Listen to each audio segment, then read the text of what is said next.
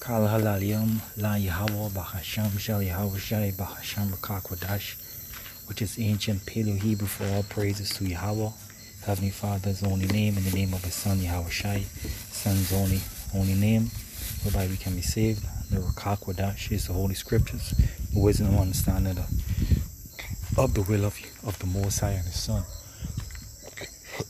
In the name of His Son.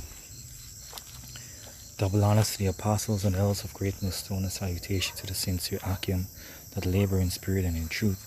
I want to say to Wadi Halbash and Yoshai for putting your spirit on me to do this lesson. I pray that it's edifying, and I pray that you give me the wisdom, knowledge, and understanding, and to put out this lesson to the best, to edify your holy church, your lively stones. All right. This is Brother Yawasab from the GMS Guyana camp in South America. Alright, just want to do a quick lesson on this. I should have done it earlier, but you know, Abarata's eyes coming out now. Now I did this artwork, can't remember, a couple of years back. You know, I said I would have posted for every month. You know, I would post it for every month. You know, the middle part would depict a false god, all right, in a was it police lineup? I guess we call it a police lineup, all right. And his crime is being a false god and deceiving the house of Israel. Now, who's judging him? The children of Israel. That's what it has, house of Israel. His name is Janus. He's a false god. Latin is Januarius. Januarius. Middle English, January, right? If I'm saying it right, right? Because people believe that that a year begins around this time, winter time. Well, it's mostly tropical here in Guyana, but most part of the world has accepted this ideology that this world, that the time that we're currently in, the age that we're currently in, is governed by the Gregorian calendar, right? Based on Pope Gregory, all right? I think, if I'm not mistaken, let me just leave it as that. By the Gregorian calendar, right? And you can look this up. He enforced this this Roman origin mythological calendar to serve these gods in a subtle way, all right? And I have a little synopsis of this article from Wikipedia about Janus. All right, and some images of the temple that they would have worshipped him at. All right, it says in 260 BC, Roman religion and myth, Janus. All right, this was even before Mashiach was on the scene. And it's still on to today. Alright? Janus is the god of beginnings, gates, transistors, time, duality, doorways, passengers, and endings, usually depicted as having two faces, since he looks to the future and to the past. Alright? And that's why they have a younger face to the back and a whole face in the front, or whichever way. Who gives a shit, right?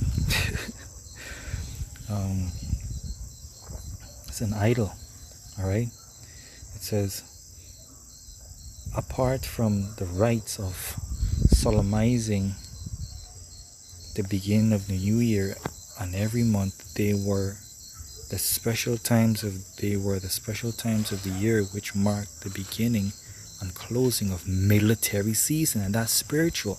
All right, and that's another reason why the Spirit led me to do these, because the name of these months are spiritual, and it's no coincidence that, you know, Donald Trump would have started war, because that's the spirit of Esau. War is in his heart. All right, it says it's military season, and in March and in October. All right, respectively. So right now you know, right now Iran and the US have a lot of friction, and Iraq is joining Iraq is joining with Iran right now. You know, and I want to say to Bashim Yahushai for revealing these prophecies to us. Because a lot of people are walking blindly and don't even know this, right? And we speak, and he speak great words against the Slakia.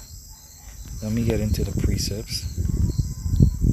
Alright, got some precepts lined up, and yeah, and by the way, the name of this lesson is Janus, aka January, equal idolatry. Alright, idolatry in the dawn of war. This is Exodus chapter 13, verse 1 to 4. And Yahweh spake unto Moses, saying, Sanctify unto me all the firstborn, whatsoever openeth the womb among the children of Israel, both of man and of beast. It is mine. Alright, let's read it from the top to get in context. Alright. And Moses said unto the people, Remember this day in which ye came out of Egypt, out of the house of bondage. For by strength of the hand Yahweh brought you out of this place, and there shall no leavened bread be eaten. This is the day ye came out, the month of Bib. And when you let me get it real quick.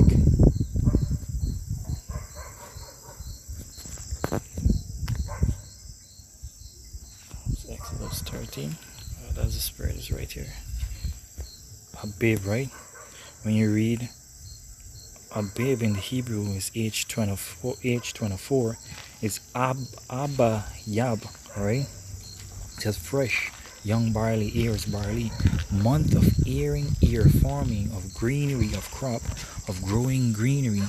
Abib, the month of Exodus, and Passover, March or April, alright? It says, Strong's definition, from an unused root, meaning to be tender, green, that is young ear of green. Hence the name of the month, Abib or Nisan, Abib, ear green, and so forth, right? In other words, spring, that's what it means, whereby life begins. And that only makes sense. The first part of the year should be something flourishing, bounteous. That's why we celebrate the Passover, you know, giving praise to Yahweh Bashim Yahushai for delivering us, you know, making offerings and sacrifices and so forth, whereby we can get fresh lambs and so forth for the feast. Alright, the feast of unleavened bread. And we enter the new year in purity. Alright. Let me get back to the precepts. Alright. So around winter time, that's when everything dies, you know. When everything goes into a dormant state where nothing really grows. Alright. It says, that's why we said you'd store up your food for the winter. Alright. It says Daniel chapter 7 verse 25. But this is a prophecy right now. And he spake great words. It's an ongoing prophecy, I should say. And he spake great words against the Most High, and shall wear out the saints of the Most High, and think to change times and laws, and they shall be given into his hand until a time and times and dividing of time. Yeah, he changed times and laws. He changed time, you know, show it off. We don't even know what year we in. They say 2020, but that's off. That's off as well. And the next precept is going to prove that. Alright?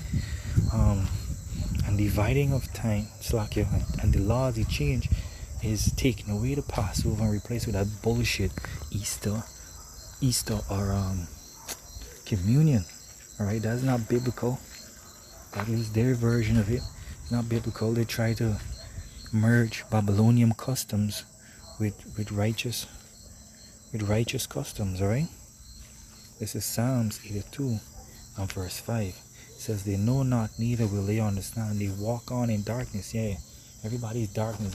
They went and party the night. They went to the so-called churches. It's a fucking damn whorehouse, right?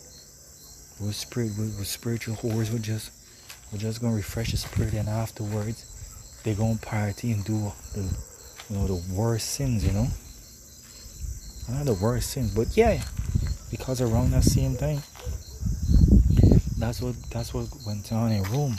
The vulgar celebrating their gods, right? The vulgar when they're celebrating their gods, and that's the spirit of disobedience, all right? It says, they know not, neither will they understand. They walk on in darkness. All the foundations of the earth are out of course, all right?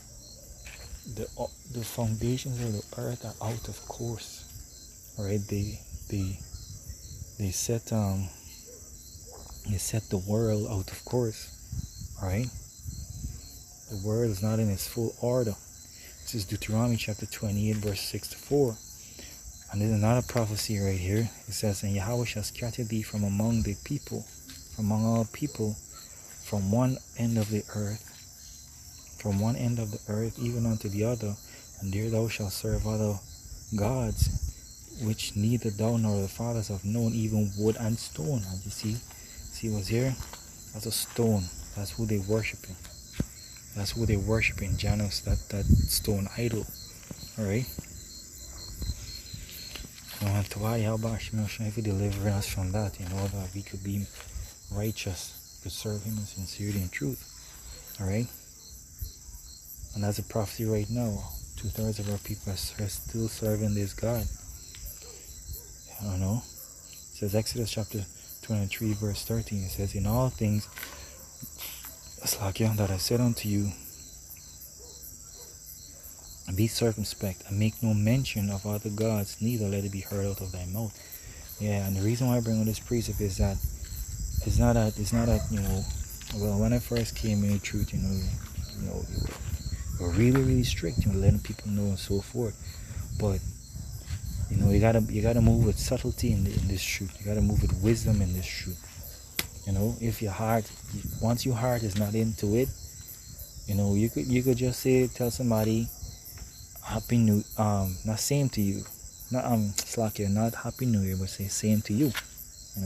You don't mean that shit. You just being subtle so that you won't prolong something that could lead to what's the word looking for? Lead to trouble at your workplace or with your family or whatever, especially if you already correct people or whatever, just say the same to you and just move on, leave it as that. The Yahweh Hashem knows our heart, and that we hate this damn system. Alright? We hate everything about this world. And that's why we put out lessons like this, so we could edify people. Alright? We try to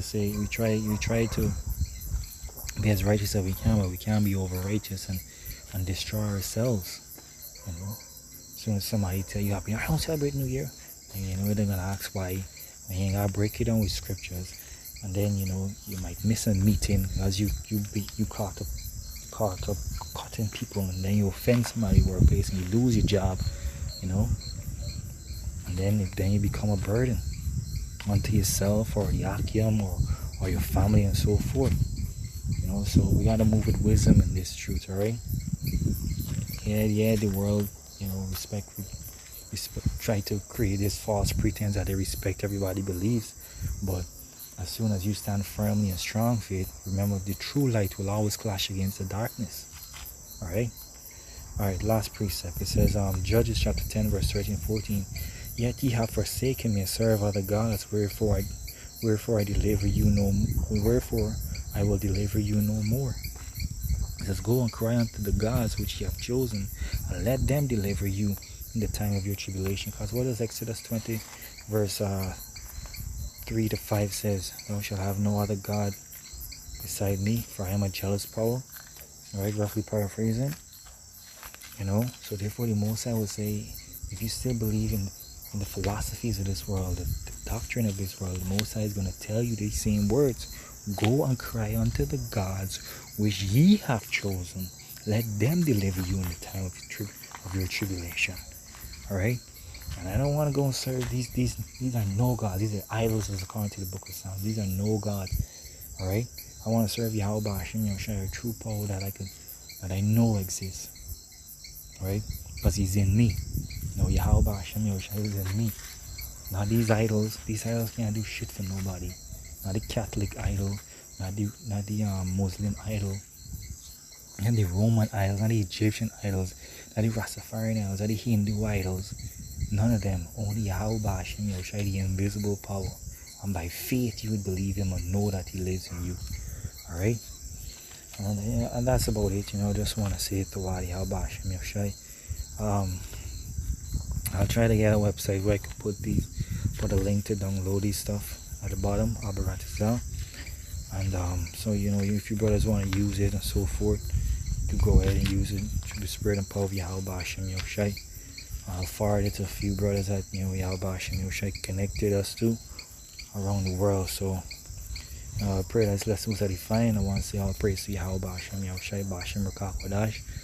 Double honors to the apostles and elders of great millstone and salutation to the 144,000 men and 1/3 men, women, and children elected to be saved. Stay strong, stay focused. Akyam and Akwathiam. Shalom.